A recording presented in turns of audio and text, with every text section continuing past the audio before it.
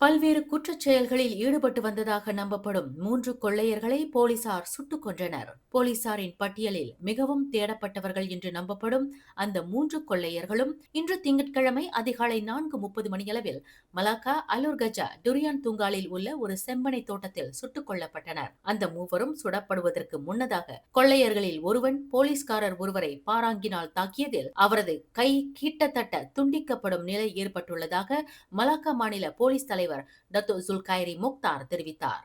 24க்கும் 29க்கும் இடைப்பட்ட வயதுடைய அந்த 3 கொள்ளையர்கள் கேங் டிடி கும்பலை சேர்ந்தவர்கள் என்று அவர் குறிப்பிட்டார். இன்று காலையில் அந்த செம்பனை தோட்டத்தில் போலீசார் நடத்திய ஆப்காசா நடவடிக்கையில் இந்த துப்பாக்கி பிரயோகம் நடத்தப்பட்டது.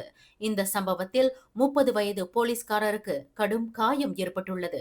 சம்பவ இடத்திலேயே சுட்டுக் கொல்லப்பட்ட 3 கொள்ளையர்களும் கடந்த 2024ஆம் ஆண்டிலிருந்து மலாக்கா, நெக்ரி செம்பிலான் மற்றும் ஸ்லாங்கூரில் பல்வேறு குற்றச் செயல்களில் ஈடுபட்டு வந்தவர்களாவர். இவர்களால் 13 லட்சம் ரிங்கிட் இழப்பு ஏற்பட்டது. மூவரையும் சுட்டு வீழ்த்தியது மூலம் 3 வெட்டுக்கத்திகள், கையுறைகள், முகமூடிகள் போன்றவற்றை போலீசார் பறிமுதல் செய்துள்ளதாக இன்று மலாக்காவில் நடைபெற்ற செய்தியாளர்கள் கூட்டத்தில் டத்தோ ஜுல்கைரி முக்தார் தெரிவித்தார். மேலும் செய்திகளை தெரிந்து கொள்ள கீழே இருக்கும் பெல் பட்டனை அழுத்துங்கள்.